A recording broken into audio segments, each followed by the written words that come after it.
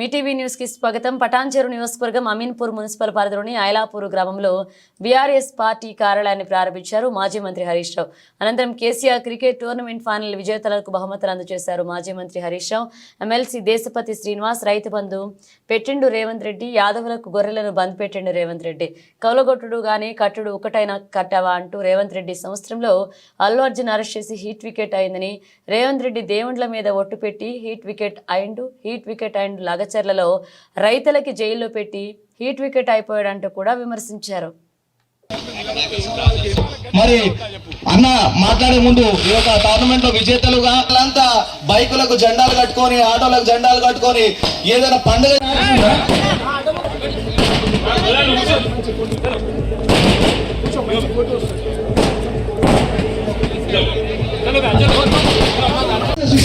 వచ్చిన మెయిన్ పని అయిపోయింది. ముందుగా ఈ యొక్క 70,000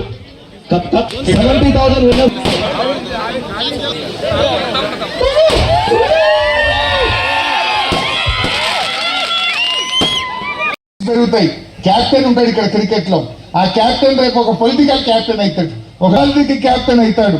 అట్లా లీడర్షిప్ క్వాలిటీస్ కూడా బాగా పెరుగుతాయి. పిల్లల మధ్య రిలేషన్షిప్ పెరగడానికి కూడా ఇలా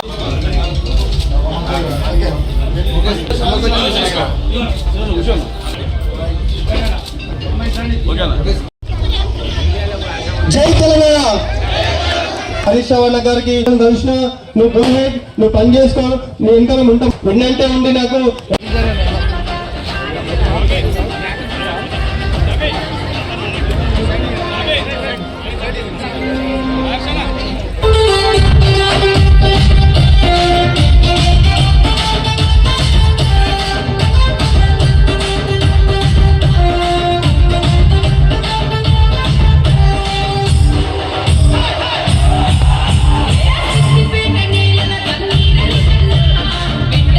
యాదవ్ నిర్వహించి ఈ రోజు అవార్డు ఫంక్షన్ కి నన్ను పిలవడం చాలా సంతోషంగా ఉంది.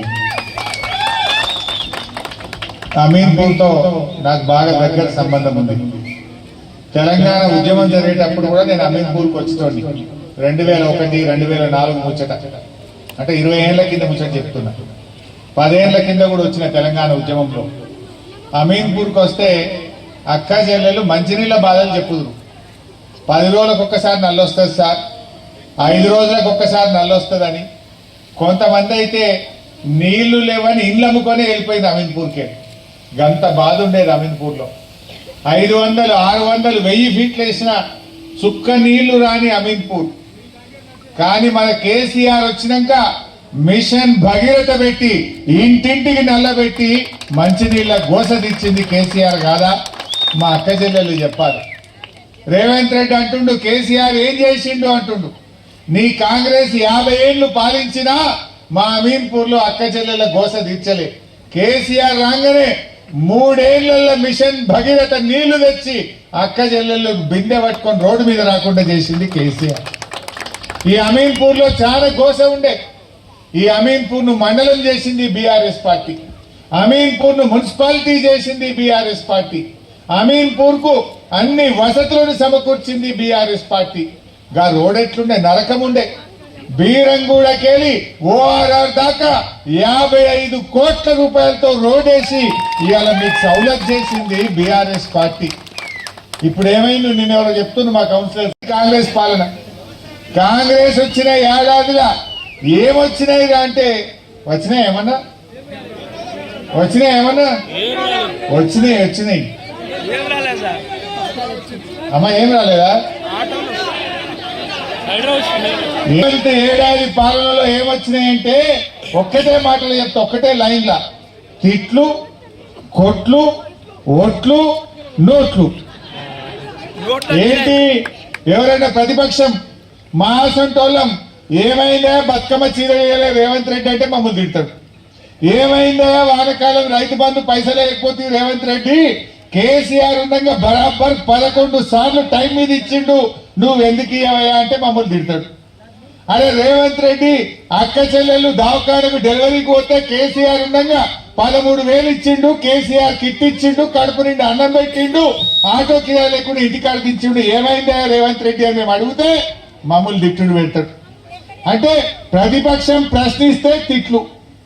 ఇక ప్రజలు, మా నిరుద్యోగ యువకులు, మా ఉద్యోగాలు ఏడాది లోపల 2 లక్షల ఉద్యోగాలు ఇస్తాను రేవంత్ రెడ్డి, మా ఉద్యోగాలు ఏమైనాయని అశోక్ నగర్ లో నిరుద్యోగ యువకులు రోడ్ల మీదకి వస్తే పిల్లల్ని కొట్టుడే కొట్టుడు.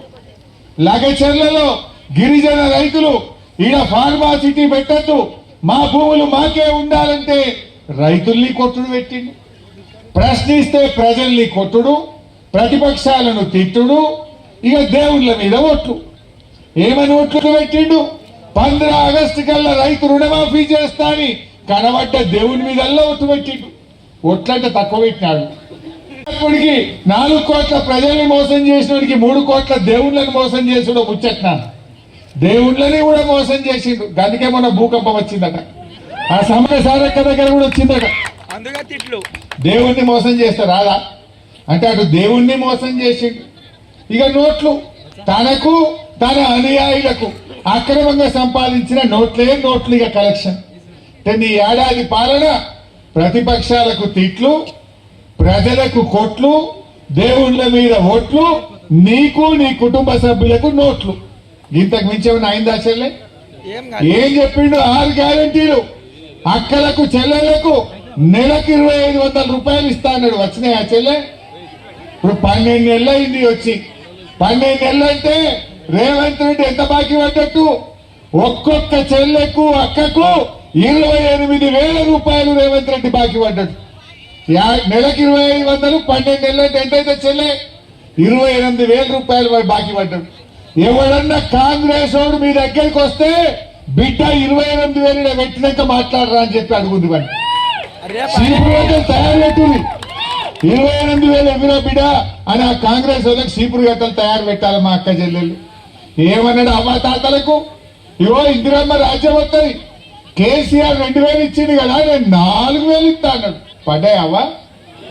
4 పడ్డాయా? మన కేసీఆర్ 200, 2,000 చేస్తా అంటే చేసిందా లేదా? మరి 2,000, 4,000 చెప్తా అన్నాడు. డిసెంబర్లోనే చేస్తా అన్నాడు. పోయిన డిసెంబర్ పోయి మళ్ళా డిసెంబర్ వచ్చింది. ఏడాదైనా అవ్వ తాతలకు 4,000 పింఛన్ రాలే. అంటే ఎంత బాకీ పడ్డట్టు ముసలోళ్లకు? ఒక్కొక్కరికి 24,000 బాకీ పడ్డాడు.